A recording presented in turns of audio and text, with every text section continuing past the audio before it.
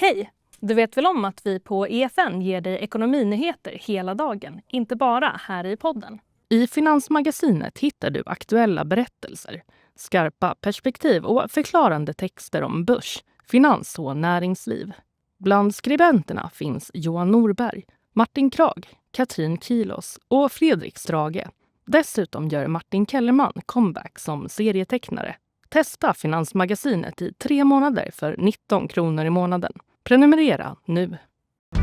Bitcoin har inte gått så här dåligt sedan FTX-kollapsen och skandalerna 2022. Guldet är under $4,000 och allt ljus är på den amerikanska centralbanken. Du lyssnar på Världsekonomin.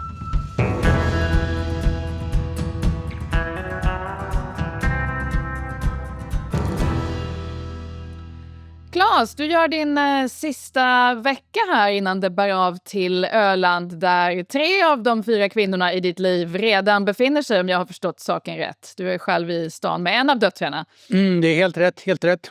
Hur är fokuset? Du menar på jobbet eller på semestern? Jobbet? Eller, ja, men det är fortfarande... På marknaderna? Ja, men det släpper man aldrig helt. Nej. Och framförallt inte nu när det fortfarande är spännande förlopp som sker. Ja. Nej, det är mycket spännande förlopp. Vi har mycket att prata om: fallande krypto, fallande guldpriser, spekulation om räntehöjningar i USA. Viktigt tal av centralbankschefen Kevin Warsh som kommer ha hållits när den här podden når er lyssnare och tittare. Viktig data som kommer från USA på fredag gällande läget i amerikansk ekonomi och därmed hur det ser ut för sådant som eventuella räntehöjningar i världens största ekonomi. Men vi måste börja någon annanstans. Vi måste börja här i Storbritannien. Jag befinner mig här i London. Vi spelade ju in vi hade ju vårt 100:e avsnitt förra veckan och vi spelade ju in det lite tidigt, ska vi erkänna det, för att vi ville sitta tillsammans fysiskt i studion och äta tårta och mysa. Så vi spelade in lite tidigt och då missade vi något viktigt. Vad missade vi? Vad fick vi inte med? Vi fick ju inte med att Starmer annonserade sin avgång. Precis. Vi pratade om 10 år sedan Brexit och den höga volatiliteten och omsättningen på brittiska premiärministrar. Och innan avsnittet hann komma ut så avgick ytterligare en premiärminister. Claes, hur var marknadsreaktionerna på detta? Blygsam får man säga. Det var ju, alltså sannolikheten för att Starmer skulle avgå i år, den var ju hög på, vi brukar titta på de här prediktionsmarknaderna. Polymarket till exempel hade ju jättehög sannolikhet för det. Inte så hög att det skulle ske redan för halvårsskiftet, men tidpunkten var ju inte tydlig. Så att det var inte särskilt överraskande. Det är faktiskt så, man kan läsa rubriker, pundet försvagas, men det försvagas ju framförallt mot dollarn. Och det handlar ju mer om att dollarn förstärks. Det hänger ihop med Fed. Och sen har vi ju räntor, det är ingen dramatik på det sättet. Alltså tittar vi på långräntor i Storbritannien, de är ju höga, men de har inte skenat sen det här. Så att marknaden tar den så länge med ro. Men relativt förväntat får man säga. Absolut. Jag tycker vi ska gräva lite mer i det här. Men jag har en annan ingång. Har du koll på The Hot Podium Guy, Claes? Det har jag inte. Jag kanske kommer få. Du kommer få det, du kommer garanterat få det. Det har ju varit hög omsättning på premiärministrar här i Storbritannien de senaste 10 åren. 7 premiärministrar på 10 år, om man då räknar David Cameron som var den som satte igång den här volatiliteten med Brexit-folkomröstningen. Men premiärministrarna har kommit och gått och en kille har överlevt i åtminstone 5 premiärministrar. För det är ju så när en brittisk premiärminister ska annonsera någonting viktigt och definitivt när hon eller han ska annonsera sin avgång. Då samlas hela pressen utanför Downing Street 10 och sen ska det liksom byggas upp ett podium framför den här berömda svarta dörren till Downing Street 10 och sen kommer premiärministern ut ur dörren och sen meddelar han eller hon vad han eller hon har att säga. Och det har varit väldigt mycket avgångar från det här podiumet de senaste åren. Och killen vars jobb det är att bland annat bygga det här podiumet och se till att micken fungerar. Han har byggt det här podiumet åt 5 premiärministrar som har avgått framför Downing Street 10. Och han har blivit lite nationell kändis och kallas för The Hot Podium Guy. Vi ska inte gå in på liksom objektifiering av män i den här podden, men jag rullar helt enkelt bandet här. Det här är då en kille som är ljudtekniker på Downing Street 10 och har identifierats nu som Tobias Goff då. Och han står för stabilitet kan man säga i den här politiska volatiliteten i Storbritannien. Kommentarer på den, Claes? Ja, det kanske inte är så mycket luta sig emot. Frågan är det här ett exempel på deep state möjligtvis? Går det inte bli av med honom? Det går inte bli av. Nej, det är han som styr under ytan. Under ytan. Jag tror att folk hade hoppats att han styr under ytan. Det var roligt för när jag skulle leta fram det här klippet för att skicka till vår producent så att vi skulle kunna visa det, så var jag inne på Instagram och sökte då på den här killen och hittade, du vet hur man kan se att andra som man känner har kommenterat. Då noterade jag att en mamma till en av mina sons kompisar hade kommenterat på väldigt många videos med just The Hot Podium Guy, vilket jag tyckte var roligt eftersom jag även känner hennes man. Hur som helst, en så kallad utvikning. Jag tror att det här är väl ett tecken på att britterna vill ha politisk stabilitet och någon som lyckas stanna kvar en stund på Downing Street 10. Och jag tror att den här Hot Podium Guy, att han liksom bygger ett podium och sen säger 1, 2, 3 soundcheck, 1, 2, 3 soundcheck. Lite liksom oavsett vad som händer signalerar någonting som man vill ha. Det är ganska låg ribba för stabilitet, men okej. Låg ribba för stabilitet, absolut. Nu ser det ut att bli Andy Burnham från Manchester som blir ny brittisk premiärminister. Axelryckning från marknaden, jag skulle säga axelryckning generellt här i befolkningen också. Förutom då heta känslor för The Hot Podium Guy. Men han är ju mer vänster än Starmer, väl? Eller vad tänker han sig? Han är nog marginellt vänster än Starmer. Det här är ju en person som har varit borta från den nationella politiken i London och varit framgångsrik, måste man säga, borgmästare i Manchester. Så att han har ju den här fursten från ute i landet som nu liksom återvänder till storstad-viben om sig. Han har bedrivit en typ av ekonomisk populism som är kanske inte i sig är vänster, men liksom till exempel förslag av typen vi ska sänka skatten för pubbar inne i stadskärnorna och istället höja skatten på Amazon, storföretag som Amazon som har sina varulager utanför stadskärnan och därmed utarmar stadskärnan och de butiker och det liv som folk vill ha. Den typen av politik står han för. Det är inte nödvändigtvis vänster. Han har varit väldigt tydlig. Han måste lite prata mer lite mer populist.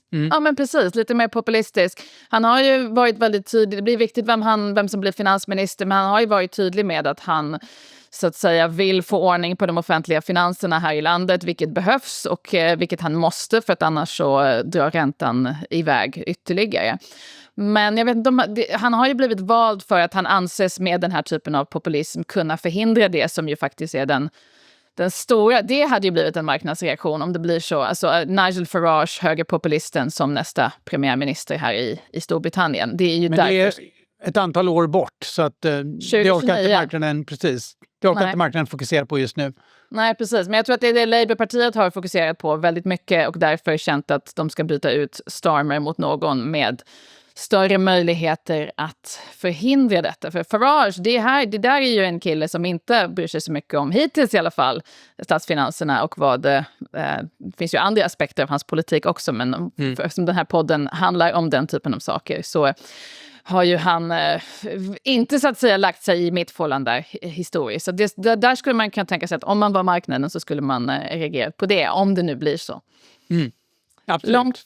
Långt fram i tiden. Ja, nej, jag vet inte Storbritannien är väl ett tecken på att det kan vara volatilt politiskt och det blir inte så stor skillnad. Nej, men sen har vi också haft en rörelse som har motverkat det här som handlar ju om fallande oljepris. För oljepriset har ju kommit ner markant. Det är i princip tillbaka på de nivåerna som rådde 27 februari, alltså dagen före krigsutbrottet. Då hade förvisso oljepriset stigit en tid som inför upptrappningen, för det var ju inte en blixt från klar himmel när väl kriget bröt ut, utan det gick ju några veckor när det byggdes upp en sannolikhet för att det skulle bli krig och då steg ju oljepriset. Men det är ju ett, får man ändå säga, ganska anmärkningsvärt ras i oljepriset, för att hela terminskurvan, alltså när vi tittar på priser som inte gäller här och nu utan i slutet på året eller under 2027, så har det ju också fallit. Och marknaden är ju övertygad om att den här situationen som nu råder, det vill säga avslutad konflikt, det har ju varit en del utdelning av eld från båda sidor, men ändå ett sund som i alla fall är på väg att bli öppet, även om det inte är samma trafik som normalt. Men att det är den nya given, och det finns ju många saker som kan gå snett, men det är ingenting som prissätts just nu. Det är faktiskt så till och med att enligt optionsmarknaden så finns det, beroende på exakt var man tittar, med större sannolikhet för att priserna faller mer än att de stiger igen. Så att det är en marknad som är... Varför då? Alltså jag begriper inte det. Då får man ju komma ihåg att vi började det här året med en bild av oljemarknaden som var i ganska tydligt överskott.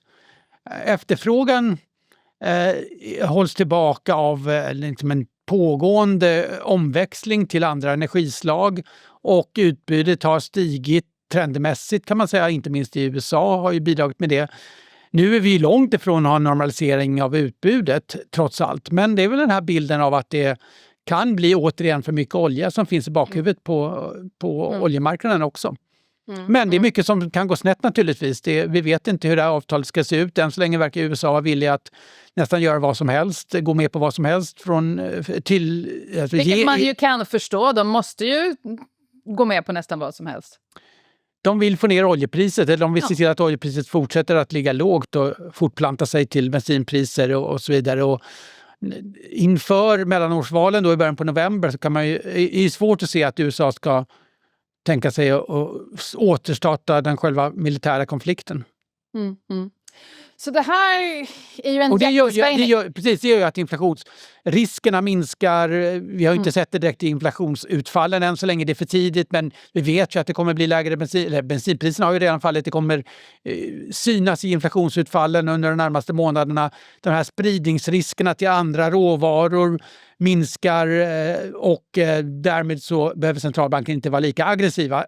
ECB är ju fortfarande höjt räntan, vi pratar om Fed som förväntas, alltså prissätts ju faktiskt att de ska höja räntan. USAs inflationstryck är ju högre även exklusive energipriser, men riskbilden har ju definitivt förändrats. Och det gör ju att räntor generellt har kommit ner, även brittiska då. Så bra läge faktiskt för Storbritannien att byta premiärminister. Det kunde varit värre i alla fall. Det kunde varit värre. Låt oss röra oss långsamt in mot inflationsförväntningarna och det här strålkastarljuset som nu är riktat på den amerikanska centralbanken och som vi ser i, ja, du har ju nämnt att dollarn har stärkts och så vidare. Men låt oss börja i det är väl ingen valuta. En del menar att det är en valuta, krypto. Bitcoin går ju superdåligt. Det har inte gått så här dåligt sedan juni 2022.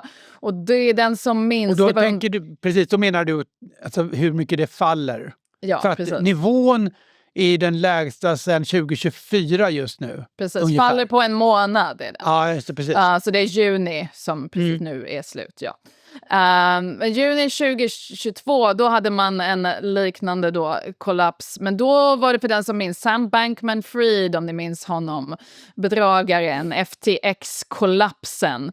Så det var liksom ganska konkreta skäl där, kan man tycka. Och den här gången, vad är det som pågår här, Claes? Jag såg att Trump ändå har tjänat pengar på krypto, men det var ju härligt. Men alla andra?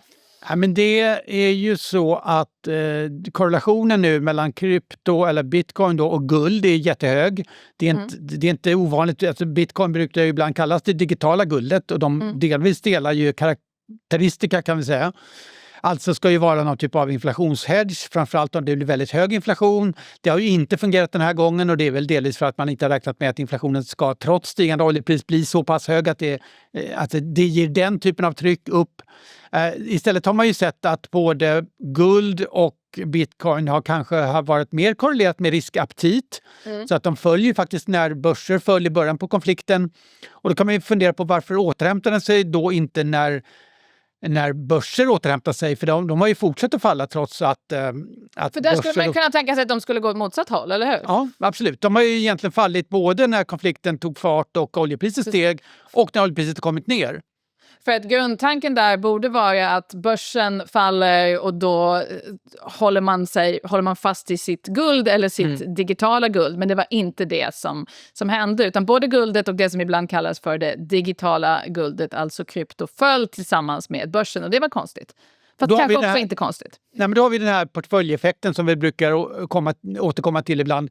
Alltså att när man har ett tillgångslag som många investerar i just för att det är en hedge. När det är tillräckligt många som gör det så tenderar den här portföljeffekten att ta över och det betyder ju att man får en korrelation som ökar i tider av stress. Nu har det inte varit superstressat, men ändå när vi får då tillgångspriser faller då tenderar det att smitta alla tillgångspriser, även sådana som i princip ska vara en hedge. Så det kan man säga där. Och sen varför faller de nu? Ja, men då är det en annan gammal klassisk korrelation som är när räntor stiger, framförallt realräntor. Och då är det på amerikanska 10-årsräntor till exempel som faktiskt har trendat uppåt och är på ganska höga nivåer. Då är det ju det att både guld och bitcoin är ju tillgångar som inte har någon direktavkastning. Det vill säga, du får ingen ränta, utan det är bara prisförändringen som ger dig avkastningen. Och i en räntemiljö som är högre så blir den alternativavkastningen motverkar ju tillgångsklassen utan ränta. Alltså Exakt, det är där vi har pratat om tidigare i podden med guld och då även krypto som är den här tillgången som liksom draken bara sitter på för att ha säkerhet, för att ha någonting där och som ökar i värde om priset på det går upp men som då inte genererar någon avkastning eftersom det inte på något sätt befinner sig ute i ekonomin och gör något. Och vad du då säger är att när räntorna går upp eller också förväntas gå upp och du kan få hög avkastning på att bara, säg hålla en amerikansk statsobligation, varför ska du då sitta som en drake på allt det här guldet? Och där har vi, om man ska komplicera bilden lite grann, så det som har hänt är ju då att inflationskomponenten i räntor har ju fallit i takt med att oljepriset har fallit. Men det har delvis motverkats av att den här reala komponenten har stigit och den korrelationen... Vad är den reala komponenten här? Ja, exakt. Det är ju liksom någonting som inte är helt observerbart. För att man kan ju argumentera för då att... Alltså vadå, det är centralbanksflum? Ja, alltså det är så här, om vi har en 10-årsränta så kan man dela upp den i en observerbar komponent som är det marknaden prissätter inflationen ska vara under de närmaste 10 åren om vi har en 10-årsränta. Sen har vi en residual och den är då så att säga, det du får om du köper en realobligation, då får du en avkastning plus inflationsutfallen. Ja. Så att du vet inte din avkastning utan det beror på inflationen. Ju högre inflation desto mer blir du kompenserad för det. Så det kan vi observera en ränta som man handlar och den kan vi då kalla realränta. Vad styr den? Det är det som vi inte riktigt kan säga med säkerhet. Vad styr den? Ja, det beror lite på. Vi såg under QE-eran när centralbanken köpte mycket statsobligationer, då trycktes den räntan kraftigt ner. Så det finns definitivt en korrelation då till centralbankens balansräkning. Realräntan över tid ska ju avspegla, alltså den reala komponenten i räntan ska ju någonstans hänga ihop med produktiviteten. Alltså för det är tillväxten i ekonomin då. Och i den här AI-världen så finns det ju ganska mycket förhoppningar som jag tycker är rimliga att vi kommer att ha en ökad produktivitetstillväxt. Exakt när vet vi inte, men under de närmaste 10 åren. Och då är det ju rimligt också att den så att säga, neutrala reala räntan går upp och då ska det synas i 10-årsperspektivet. Det är också så att sker det just nu, ja det vet vi inte heller, utan man kan lika gärna tänka sig att det här är fluktuationer i marknaden som vi inte riktigt kan härleda. Men de påverkar typiskt guld och bitcoin negativt. För alternativavkastningen, alternativavkastningen, okej. Ja. den blir bättre. Ja, så egentligen ganska enkelt. Alltså lång, bra, intressant förklaring. Men jag kände också... Vi kommer klippa bort den. Nej, jag känner bara... De crypto bros som jag har träffat känner jag spontant inte tänker så. Jag känner att det är mer vibes. Ja, just det. Och att vibes nu är ner. För de bröderna så kan man säga att de fick ju stryk både på gungorna och karusellerna den här gången. Exakt. Inflationen gick upp, det funkade inte riktigt. Inflationen går ner, det funkar inte heller. Så att det är lite sådär... Ja, nej, men det är det jag menar. Att kanske du överkomplicerar. Alltså du har ju rätt, men du kanske överkomplicerar. Det kanske är så att bitcoin bara är en sån här vibe-tillgång. Och att liksom vibesen var upp och ner och nu är de väldigt mycket ner. Och som sagt, guldet har ju rört sig likartat kan man säga. Men inte riktigt lika kraftigt. Nej, exakt. För det var ju i februari, tror jag, då gjorde vi podd om hur guldet var uppe och bröt $5,000 per troy ounce. Så här sa vi då. För det har klättrat igen. I tisdags gick guldet upp igen med 6% och silver då, precis som du säger, upp igen 10%. Och sen dess har guldet alltså gått ner under 4,000, så att 23% ner sen då kriget började sent i februari. Vad händer här, Claes? Är det samma sak? Det är samma annorlunda? Sak, ja. Precis. Det är samma sak. Det är exakt samma sak. Det är samma sak. Kanske mer så än bitcoin. Korrelationen med realräntor är väldigt stark även för guld. Och korrelationen mellan guld och bitcoin är väldigt stark. Sen är det inte exakt samma investerare och så vidare. Men jag tycker man får säga att det är den förklaringen som jag pekar på förklaring eller i alla fall så här, ja men det verkar sen kan man nog också tänka att det är ju fortfarande väldigt bra riskaptit på fundamentala tillgångar, alltså aktier inte minst då. Så att i det klimatet så är det ju, om man tänker så här FOMO, alltså fear of missing out, just nu är kanske oron för att man ska hamna i ett läge där man måste baila ut stater, alltså den här statsskuldsrisken. För det vi ser också, trots att realräntan stiger då, så här, det skulle kunna sammanfalla med att vi ser en ökad riskpremie för statsobligationer. Det gör vi ju inte. Nej, precis.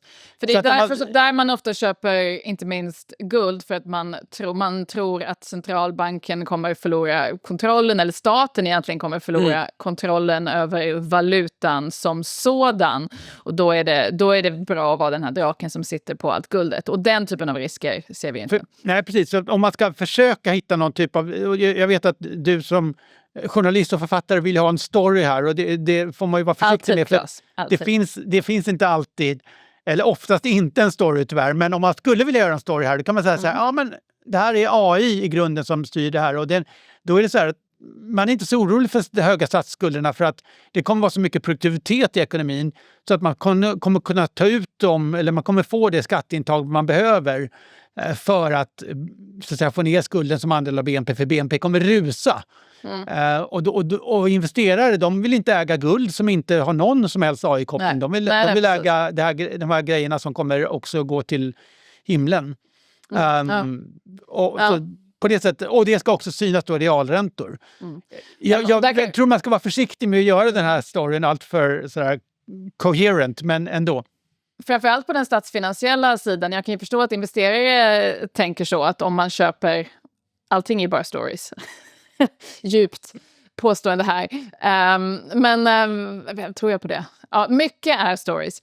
I alla fall. Och så att man som investerare inte vill missa en eventuell jättelik once in a lifetime AI-fest. Och därmed säljer sitt guld för att köpa lite chip eller vad det kan vara. Det kan jag förstå. Däremot den här statsfinansiella, att det är helt lugnt med de jättestora statsskulderna för att det kommer lite AI här. Om den första delen av storyn är korrekt, då kan man ju säga att länder som USA, men även andra länder som kommer ta del av produktiviteten, som har hög statsskuld. För att det är ju så att det är kvoten där som är intressant, alltså skulden som andel av BNP. Och BNP kommer ju växa långsammare på grund av demografi, det vet vi. Det har vi pratat mycket om. Men om produktiviteten om den stiger väldigt, väldigt snabbt, så hjälper ju det definitivt till att säga att påverka nämnaren då, att BNP växer mycket snabbare. Och det gör ju att skuldproblematiken blir mycket mindre dramatisk. Hela den här det problemet som världen står inför, som är demografiskt betingat, blir ju mycket mer hanterbart. Absolut, det är väl bara det att historiskt brukar den här typen av saker ta tid, och då pratar vi exakt. 30 år, 30-40 år historiskt. Ja, det finns olika... och till exempel senast så var det väl, hur lång var engelspausen? Det måste vi... alltså pausen innan liksom... Egentligen innan den här typen av produktivitetstillväxt kom hela samhället eller hela ekonomin till del på bred front. Det brukar ta ett år. IT-boomen? Inte IT-boomen. Jag pratar industriella revolutionen på 1800-talet. Du pratar IT-boomen. Ja. Nej, men det är ju alltså för att... men alltså tittar man på elektrifiering och... Ja, exakt. Det resonemang du för bygger ju på att man jämför det med någonting större än IT-boomen, eller hur? Det räcker inte att det här är IT-boomen för att ditt resonemang ska gå ihop. Utan då måste det här vara något större. Då här måste det här vara elektriciteten. Eller en ny industriell revolution. Ja, men IT-boomen gav ganska mycket produktivitetstillväxt faktiskt. Så nej, men det visst absolut. Det är inte så att det hanterar hela demografiska problematiken om det är IT-boomen, utan det kanske ska ta... Behövs det lite mer. Då behövs det lite mer. Ja, men allt ljus då på amerikanska centralbanken. Mycket prat om Kevin Warsh. Det här blir det som nu kommer att hållas, det här talet, när den här podden når er lyssnare. Det har varit mycket prat innan dess om att han är hökig, som det heter, eller hur hökig han är, som det heter i den här typen av sammanhang. Alltså hur snabb han är på att trycka på räntehöjningsknappen. Marknaden förväntar den sig i termer av räntehöjningar i USA då, trots att oljepriset har rasat så mycket? Ja, men det ligger ju mer än en höjning under år. Alltså under hösten så har man ju prisat en höjning, så att det prognosmakare har ju typiskt inte flyttat sig lika mycket. Man får inte glömma bort att det var ju prissatt och förväntat räntesänkningar under året. För många i alla fall. Vi hade faktiskt inte den prognosen, men det var många prognosmakare som tänkte att Fed skulle fortsätta att sänka räntan. Och varför då? Jo, inte primärt för att ekonomin mådde dåligt, utan för att man tänkte att Feds ränta, du är tillbaka till det här neutrala, den är fortfarande högre än en neutral nivå, då kan man fortfarde så att säga lätta på bromsen. Men nu är det snarare frågan, är den så hög räntan i den här miljön där det är väldigt mycket investeringar inom AI sådär. Så att det ligger ju absolut förväntningar om höjning, och Feds, alltså Warsh, nu är det hans första tal, men hans första presskonferens hölls ju då i samband med det senaste mötet. Och hela det budskapet från Fed var ju mer högaktigt än marknaden räknade med.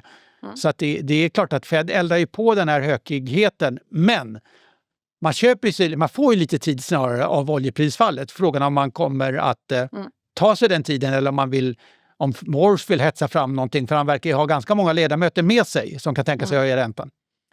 Kan vi spekulera lite i hur hans relation till Donald Trump kommer att utvecklas i ett läge när oljepriset sjunker väldigt kraftigt? Trump älskar räntesänkningar och Kevin Warsh istället höjer. Kommer det gå bättre eller sämre för dem i deras relation? Ja, men min bild är egentligen så här, och det gäller inte bara Warsh utan generellt, att man är sig själv närmast. När man väl sitter på Fed-tronen så tänker man på sitt eftermäle, och då är det viktigare än vad Trump tycker. Och det är trots allt så att Trump kontrollerar inte Fed. Han försöker tydligt, men han har inte lyckats. Så att jag tror att det är svårt att tillsätta vem som helst som senaten trots allt ska godkänna. Får man komma ihåg att det går inte att ha vilken person som helst där som inte kommer att tänka mer på sitt eget eftermäle än Trump. Så att han hade ju ändå Powell, det var ju Trumps kandidat, och de har ju onekligen de har inte riktigt någon bromance längre, kan man säga. Om man, nej. Ett understatement. Vad är motsatsen till bromance? Jag tror att Warsh är mindre bekymrad över den relationen, och man får väl räkna med att... Men bör omvärlden vara bekymrad över den relationen i bemärkelsen att vi såg ju ändå att Trump, när Powell inte gjorde som Trump ville, och nu är det ju mellanårsval som kommer, vilket är viktigt för Trump, och ekonomin, hur den utvecklas är viktigt, att de liksom det var ju väldigt ofiltrerad aggressivitet och brist på respekt för centralbankens självstyre, för att uttrycka det milt, från den amerikanska presidenten. Och det är ju någonting som i sig man skulle kunna tycka borde skaka marknaden. Kan vi se en sån risk torna upp sig? Det gör ju inte det faktiskt särskilt mycket. Marknaden är så väldigt luttrad när det gäller Trumps olika utspel. Och vi hade ju den här famösa presskonferensen, eller pressträffen kanske snarare, på Fed när Trump var med och förminskade Powell. Och marknaden ryckte på axlarna. Så att jag tror inte att det där inte ens en liten uppgång för guldpriset i ett sånt läge om det blir stor. Nej, kanske. Jag tror inte Goldbug ska hoppas på det. Så att det är nog på det sättet. Och sen ska man komma ihåg att det är inte så avgörande för amerikanska väljare om Fed höjer räntan. Däremot så påverkar det ju potentiellt då, eller har redan påverkat dollarn, och dollarn har ju blivit starkare. Och det i alla fall på marginalen gör ju att amerikanska exportbolag inte har det lika lätt. Så att, och det är ju någonting som har varit en röd tråd då i Trumps administration, att man vill ha en svagare dollar. Så det finns ju en koppling där. Men det är många saker på agendan, eller snarare många teman att hantera för Trump. Och till att börja med så kanske det är just att få ner oljepriset och se till att det hålls nere inför mellanårsvalet. Alltså hela den här kostnadskrisen är ju mycket högre upp på listan för amerikanska väljare än Fed-räntan, skulle jag säga. Just det, precis. Och kopplingen till valutor där brukar generellt vara att när centralbankerna höjer räntan så rusar kapital in i det landet och därmed stärks det landets valuta. Så det brukar vara mekanismen här. Viktiga centralbankstal här i veckan, alltså Kevin Warsh förstås, men också ECB, Christine Lagarde ska ut och prata. Ja, men ECB har ju höjt räntan som en direkt effekt av Irankriget. Nu har ju oljepriset kommit ner kraftigt. Sen den höjningen behöver man höja igen. Ja, man har ju onekligen mer tid på sig nu. Så att marknadspriset är ju en höjning till ungefär i år. Och så får vi se vad Lagarde säger. Jag gissar att hon ändå säger att man avvaktar. Alltså det är det här meeting by meeting och så vidare. Det är så man brukar tänka. Vi har faktiskt till och med sett att näringslivet i undersökningar signalerar lite mindre behov av att höja priser. För det är ju det är inte bara, eller det är ju inte framförallt effekten från oljepriset till bensinpriset som en centralbank är ute efter det, utan det är de här spridningseffekterna som man är orolig för. Så att man ska väl tänka sig att ECB är vaksamma men inte laddar kanonen för att höja direkt här i närtid.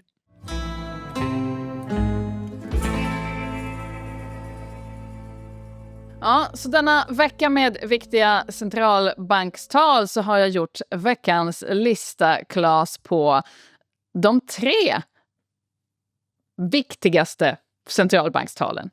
Spännande lista låter det som. Spännande lista, svår. Jag har definierat lite utifrån tal som inte bara påverkade räntan utan som påverkade vad en centralbank är och gör. Så att tal, jag tycker det är otroligt, alltså en anledning till att jag är dragen till att försöka förstå penningpolitik och centralbanker är att det är så himla mystiskt och magiskt, och att ord, som är någonting jag gillar, spelar väldigt stor roll. Det där är intressant med Warsh, att vi ska inte räkna med att han är någon, alltså om man jämför med Greenspan som ju verkligen var lite grann en mästare på det här. Alan Greenspan som gick bort här om veckan. Ja, det gjorde han ju.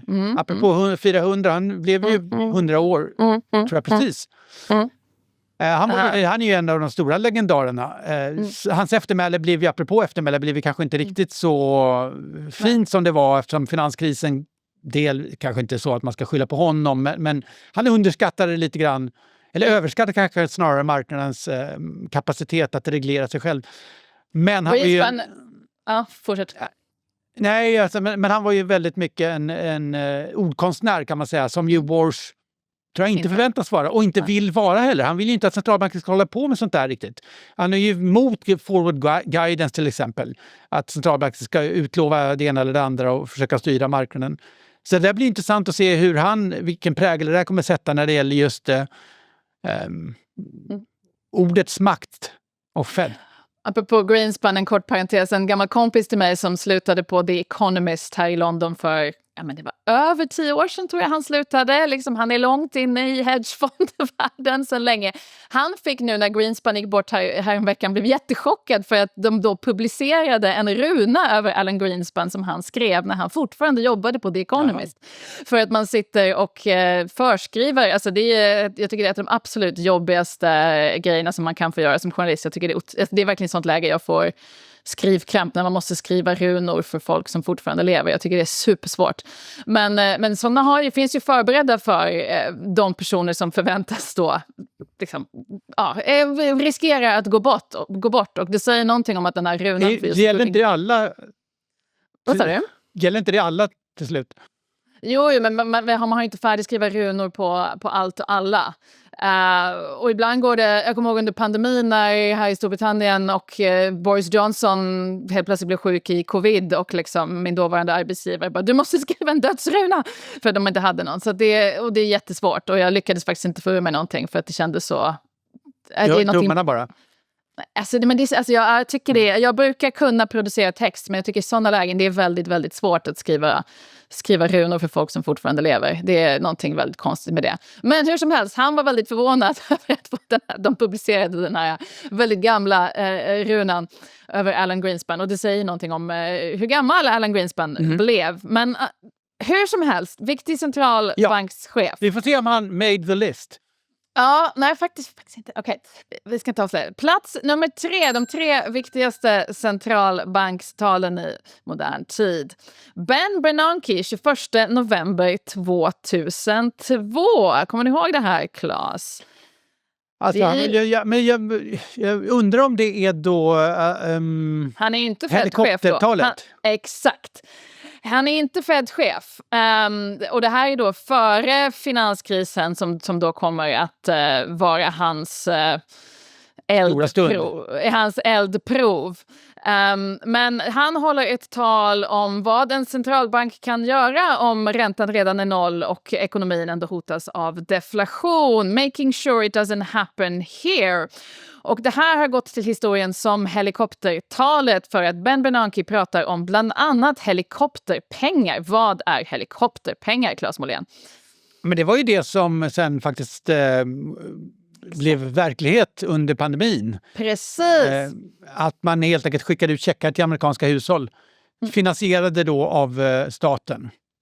Alltså staten måste stimulera ekonomin på något sätt. Räntan är redan noll. Hur kan du stimulera ekonomin? Du måste få ut pengar i ekonomin på något sätt så att den här stora maskinen återstartar. Då kör du liksom ut en helikopter och släpper pengarna över landet och folk kan bara samla upp sedlarna och gå och köpa saker och då får du igång ekonomin igen. Och för att hålla inflationen uppe ju. Och det lyckas man ju utmärkt med. Inflationen blir jättehög. Precis. Men det är inte bara helikopterpengar han pratar om. Han pratar också... han pratar om andra verktyg i centralbankslådan. Alltså den här listan tänker jag, liksom, det förändrade ändå vad en centralbank är. Tillgångsköp, liksom, yield caps, extrema verktyg, balansräkningen. Alltså det finns alltid en sedelpress och man kan använda den, pratar han om i det här talet 2002. Och när han då sen blev centralbankschef i ett extremt läge 2008 så vi kan testa en del av de här verktygen. Håller du med om att det platsar på listan? Absolut. Okej, plats nummer 2. Viktigaste centralbankstalen. Alltså inte åtgärderna, talen. 6 oktober 1979, Paul Volcker. Det här är lördag i Washington. Volcker kallar till ovanlig presskonferens. Det här är ju ett extremt läge. Inflationen i amerikansk ekonomi är 13,3%. Räntan är redan 11%. Vad gör man? Paul Volcker håller ett tal som då signalerar att den amerikanska centralbanken byter regim från att styra räntan dag för dag till att strama åt ordentligt. Och det här blir början på det som kallas för Volckerschocken. Räntor upp, lågkonjunktur i USA, enorm politisk vrede, men också, menar väl ändå de flesta, slutet på 1970-talets inflationsspiral. Så småningom, han trycker ju upp räntan till 20% i USA. Mycket. Så det är verkligen en centralbank som väljer smärta för att få bukt med inflationen. Absolut. Och han är ju en förebild för många centralbankare. Det är så man måste göra när inflationen kräver det. Så Men då skapar han skapade den värsta lågkonjunkturen 80-82 sen den stora depressionen på 30-talet. Husförsäljningen i USA gick ner 50%. Arbetslösheten gick upp på 10,8, väldigt högt för USA. Det var ju verkligen smärta, men inflationen då föll ner till 1983, den nere på 3,2%. Så det är ju ett väldigt stort fall från 13,3 då 1979 när han håller det här talet. Och det var en väldigt stor Fed hade ju precis som andra centralbanker underskattat effekten av oljeprischockerna under 70-talet. Så att det var ju en väldigt stor omställning från en penningpolitik som egentligen var felinriktad. Och sen så ställdes den in då till en extremt kontraktiv. Varför biter den här typen av smärta?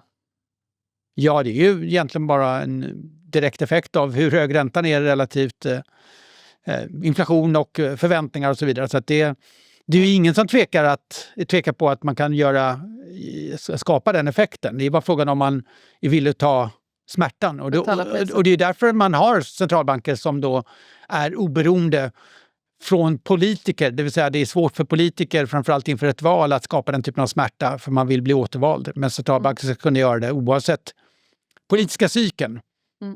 Så det var ju kul för spararna. Jag såg att det här hittade jag när jag läste på om det här. Amerikanska 10-åriga statsobligationen pikade med en ränta på 15,68% i oktober 1981. En bra avkastning. Då vill man inte sitta på guld. Men alltså, överhuvudtaget statsobligationer som ju var prissatta och långt in på 90-talet för en inflationstakt som sen aldrig materialiserades. Så har ju det varit en fantastisk resa. Under vissa perioder bättre än aktier till och med. Så att det är... men jag tänker så här, det här är inte mitt område, men liksom 16% avkastning och ingen risk. Det är väl ganska bra. Ja, du har ju ränterisk då, ska man komma ihåg. Du har inte kreditrisk på staten. Men det du fick var ju inte bara 16%, utan du fick ju också att räntan föll. Och då får du en prisutveckling som vida överstiger det. Just det förstås. Ja, det måste varit kul. Men det var inte roligt för resten av amerikanska ekonomin. Men inflationen gick ner och det här är ett sånt där klassiskt, väldigt, väldigt viktigt centralbankstal där liksom ord och sen förstås policyn, räntehöjningarna men på min poäng om att det talet, det är ju det att han verkligen signalerar att han inte kommer backa. Men på första platsen så tror jag att du har ett tal som faktiskt inte behövde följas av handling. Exakt, där ord var det enda som spelade roll, ja förstås. Plats nummer 1, viktigaste centralbankstalen, 26 juli 2012 här i London. Global Investment Conference, Mario Draghi som var då ECB-chef. Jag minns ju det här väldigt, väldigt tydligt. Det var helt otroligt faktiskt. Eurokrisen var enorm och existentiell och man prissatte risken att euron skulle falla sönder. Spanien, Italien under enorm press. Det var verkligen så här valutan, du kommer säkert säga att vi journalister överdrev eller inte fattade någonting som vi säkert inte fattade. Men det kändes ju verkligen som att hela det här valutasamarbetet kunde falla ihop. Och då äntrar då Mario Draghi scenen här i London och säger: "Within our mandate, the ECB is ready to do whatever it takes to preserve the euro. And believe me, it will be enough."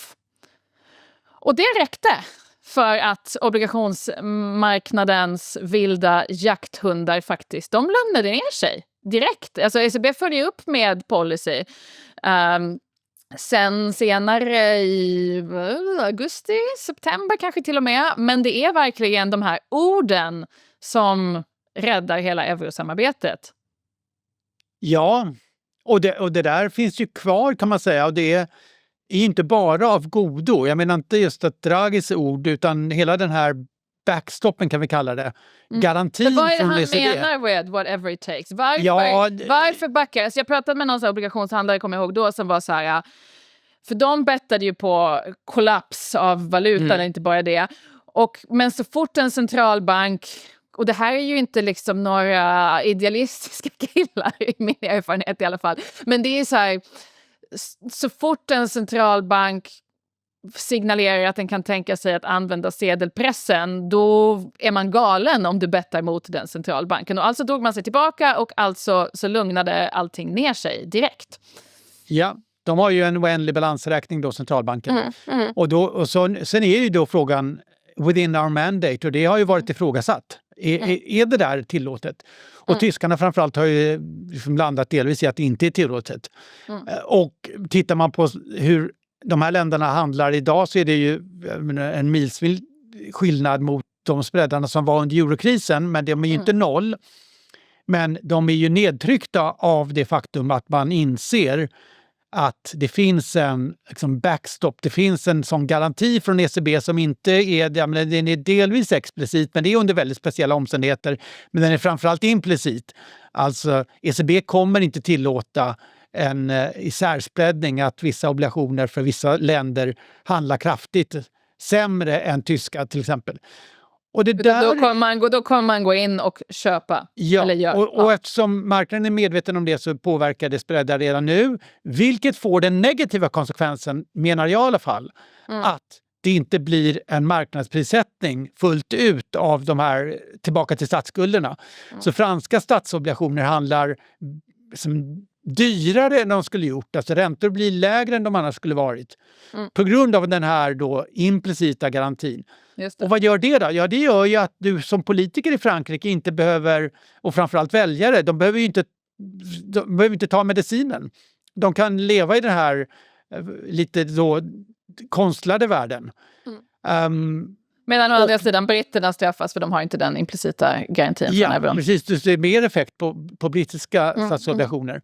Och då får du ju en politisk effekt som du egentligen inte vill ha. Då finns det ju regelverk för att den inte ska äga rum, men de regelverken är ju ganska tama, har vi sett i upprepade gånger, att när det kommer till de här straffåtgärderna som finns i Maastricht-strukturen, så ja, de är inte riktigt så skarpa som man kanske skulle behöva för att de ska ersätta marknadskrafter helt enkelt. Så det är en... Visst, Draghi var väldigt macho och fick ju effekt, men det är ju... Man vill ha de här hundarna på marknaden för att få ett system som är långsiktigt hållbart. Absolut, absolut. Men för att göra poängen här, alltså det är ju så otroligt centralt det som händer både liksom i hela det här spelet mellan centralbanker och obligationsmarknaden. Och det finns ju folk som himlar på ögonen åt dig och mig och åt den här podden, och det är nördigt, och liksom, varför ska man begripa det här med liksom, priset faller, räntan går upp, liksom, eller allt som vi håller på med här kring den här världens största marknad. Men jag tycker nästan till att det är bisarrt hur mycket politiska, inte minst politisk journalistik och politiska diskussioner som förs utan både kunskap om det här och liksom referenser till det här. Alltså, ta brittisk politik, det som har hänt nu den senaste veckan med premiärministerbytet. Alltså, liksom obligationsmarknadens makt över brittisk politik just nu, för att man är skuldsatt och för att man då, precis som du säger, straffas mer än Frankrike för att man inte har den här europremien. Det är det som i så otroligt hög grad begränsar vad en regering kan göra. Det är det som förklarar vad en ny brittisk premiärminister kommer att göra. Det är så här, och att diskussioner om allt från liksom politiska reformer till, euron, liksom, det diskuteras väl euron i de sammanhangen, men förs utan att man tar in det här och de liksom enorma krafter som det här är, tycker jag faktiskt är skandalöst. Ja, och jag vill bara, om vi ska försöka knyta ihop säcken, så kan man ju bara tillbaka till Walsh och hans syn på balansräkning. Så kan man säga att det som är viktigt, det är ju att marknadskrafterna får göra tillräckligt stort avtryck för att väljarna ska vara medvetna om vad det kostar att låna pengar. För att till syvende och sist så kommer det kosta att låna pengar. Och du vill inte ta den kostnaden någon gång i framtiden när den kommer med besked och med så att säga ränta på ränta-effekt.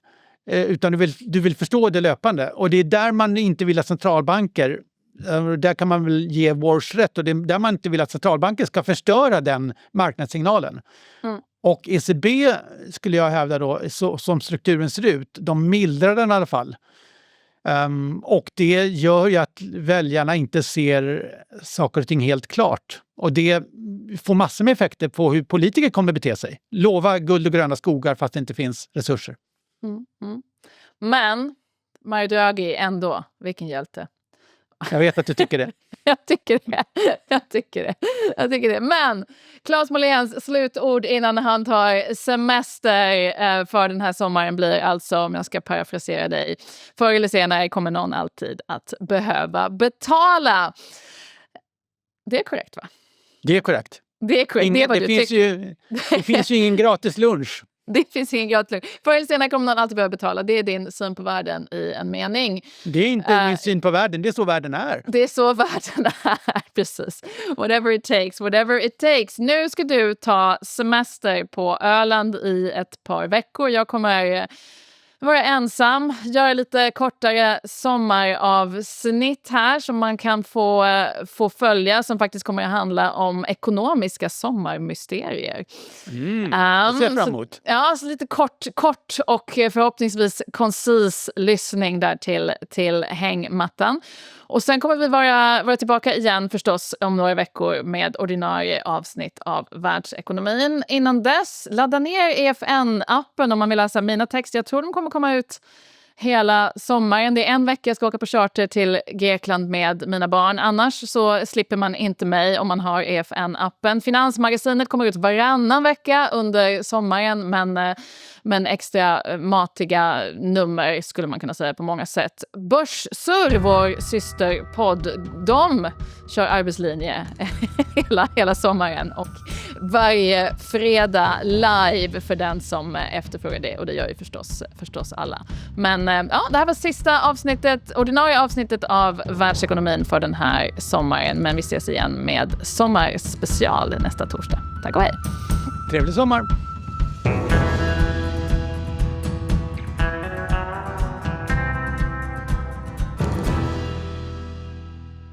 Hej! Visste du att vi på EFN ger dig ekonominyheter, analyser och perspektiv hela dagen? Inte bara här i podden. På vår sajt och i EFN-appen hittar du allt det senaste om ekonomi, börs, näringsliv och vetenskap. Plus fördjupningar, poddar och tv-program.